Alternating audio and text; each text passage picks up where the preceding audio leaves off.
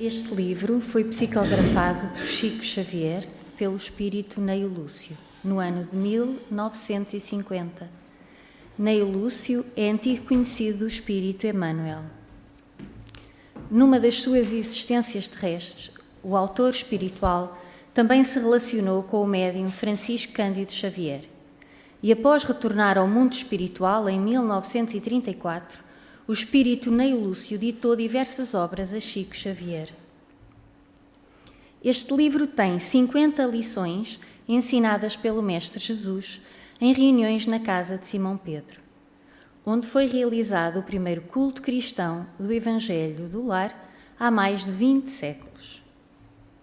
A partir de hoje, em cada segunda-feira, vamos estudar uma dessas lições.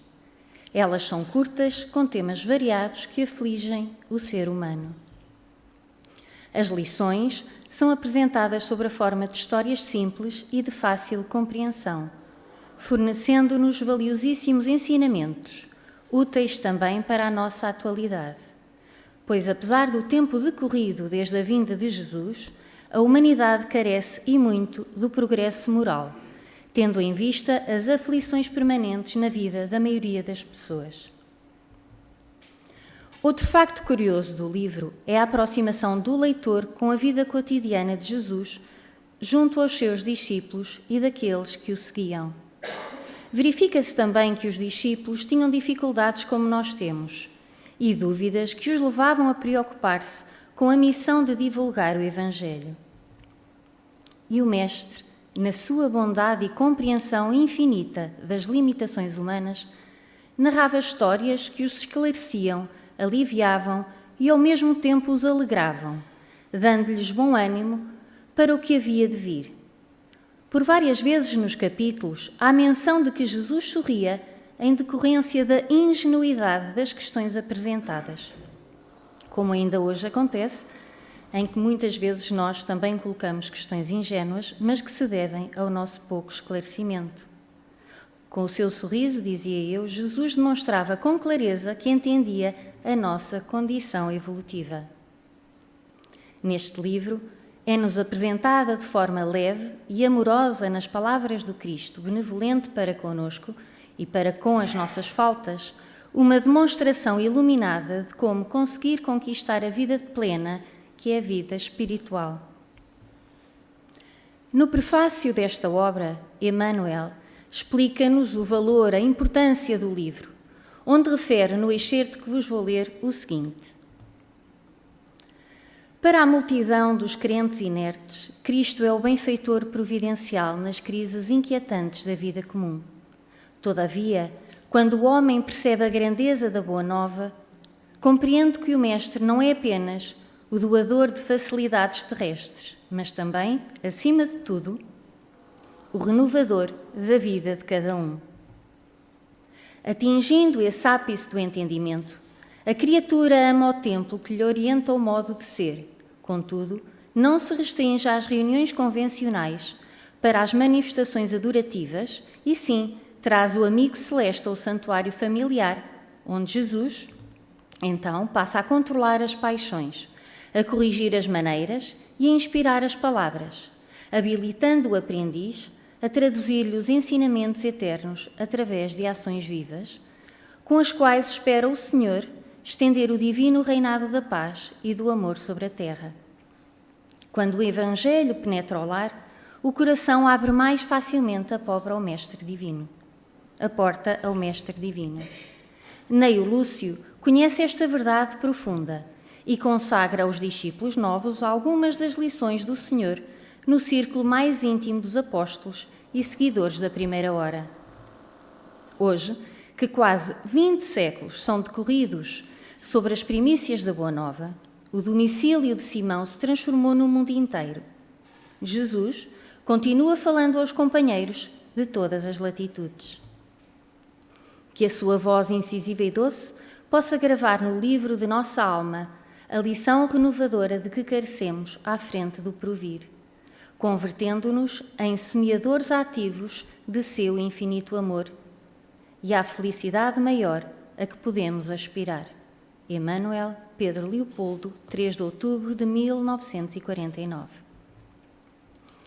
Como referi no início, este livro tem 50 lições ensinadas pelo Mestre e vamos ler a primeira, intitulada O Culto Cristão no Lar, onde Neio Lúcio informa de que a origem do culto cristão em família foi uma proposta de Jesus. Povoara-se o firmamento de estrelas dentro da noite prateada de luar, quando o Senhor, instalado provisoriamente em casa de Pedro, tomou os sagrados escritos e, como se quisesse imprimir um novo rumo à conversação que se fizera improdutiva e menos edificante, falou com bondade. Simão, que faz o pescador quando se dirige para o mercado com os frutos de cada dia? O apóstolo pensou alguns momentos e respondeu hesitante: Mestre, naturalmente escolhemos os peixes melhores. Ninguém compra os resíduos da pesca. Jesus sorriu e perguntou de novo: E o oleiro, que faz para atender à tarefa que se propõe? Certamente, senhor, redarguiu o pescador intrigado, modela o barro, imprimindo-lhe a forma que deseja. O amigo celeste, de olhar compassivo e fulgurante, insistiu: E como procede o carpinteiro para alcançar o trabalho que pretende? O interlocutor, muito simples, informou sem vacilar: lavrará a madeira, usará a enxó e o serrote, o martelo e o formão, de outro modo não aperfeiçoará a peça bruta. Calou-se Jesus por alguns instantes e aduziu: Assim também é o lar diante do mundo. O berço doméstico é a primeira escola e o primeiro templo da alma. A casa do homem é a legítima exportadora de caracteres para a vida comum. Se o negociante seleciona a mercadoria, se o marceneiro não consegue fazer um barco sem afeiçoar a madeira aos seus propósitos, como esperar uma comunidade segura e tranquila sem que o lar se aperfeiçoe? A paz do mundo começa sob as telhas a que nos acolhemos. Se não aprendemos a viver em paz entre quatro paredes, como aguardar a harmonia das nações? Se nos não habituamos a amar o irmão mais próximo, associado à nossa luta de cada dia, como respeitar o eterno Pai que nos parece distante? Pedro, acendamos aqui, em torno de quantos nos procuram a assistência fraterna, uma claridade nova. A mesa de tua casa é o lar de teu pão. Nela recebes do Senhor o alimento para cada dia. Por que não instalar ao redor dela a sementeira da felicidade e da paz na conversação e no pensamento? O Pai, que nos dá o trigo para o celeiro através do solo, envia-nos a luz através do céu. Se a claridade é a expansão dos raios que a constituem, a fartura começa no grão. Em razão disso, o Evangelho não foi iniciado sobre a multidão, mas sim no singelo domicílio dos pastores e dos animais. Simão Pedro fitou no Mestre os olhos humildes e lúcidos e, como não encontrasse palavras adequadas para explicar-se, murmurou tímido: Mestre, seja feito como desejas. Então, Jesus, convidando os familiares do apóstolo à palestra edificante e à meditação elevada, desenrolou os escritos da sabedoria e abriu na terra o primeiro culto cristão do lar. Esta lição que acabaram de ouvir fala-nos sobre o culto do Evangelho no lar. E o que é então o culto do Evangelho no lar? O estudo do Evangelho no lar é trazermos Jesus para o nosso lar. E de que forma é que nós o podemos fazer?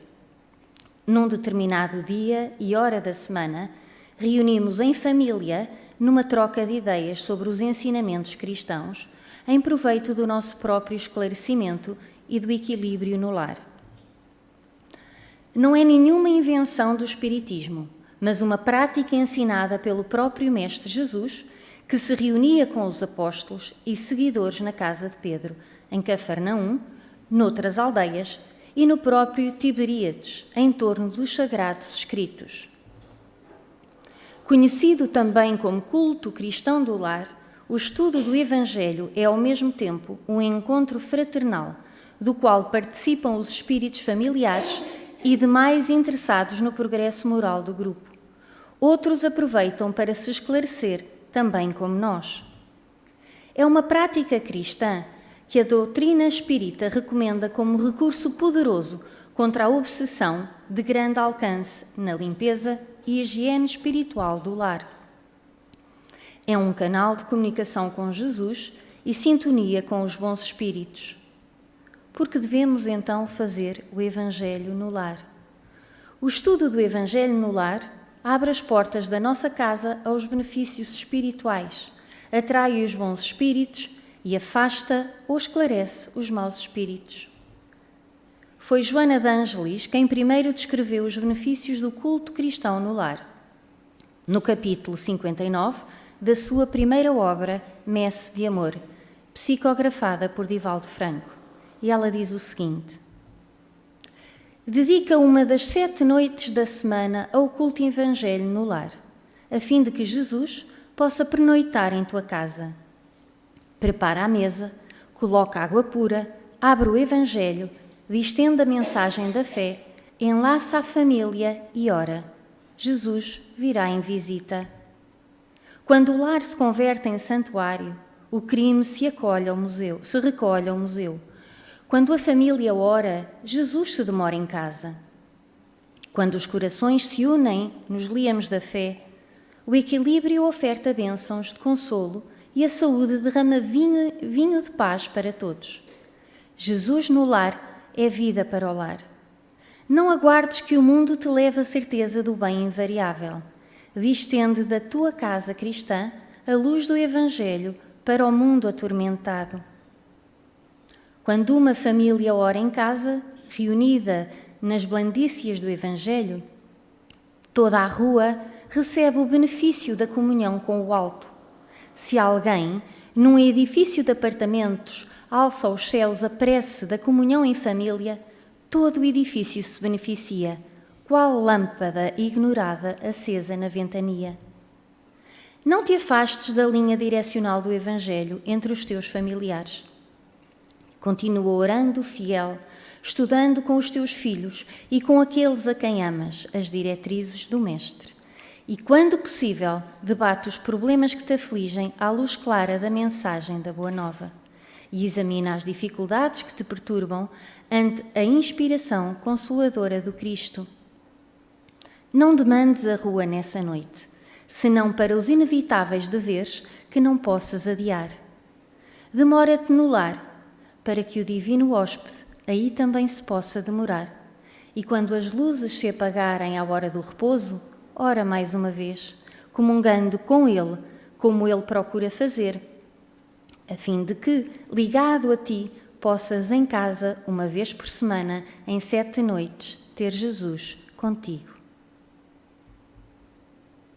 Que possamos todos, numa das 7 noites da semana, abrir as portas das nossas casas a Jesus para que Ele e os bons espíritos possam ficar conosco. Muita paz para todos.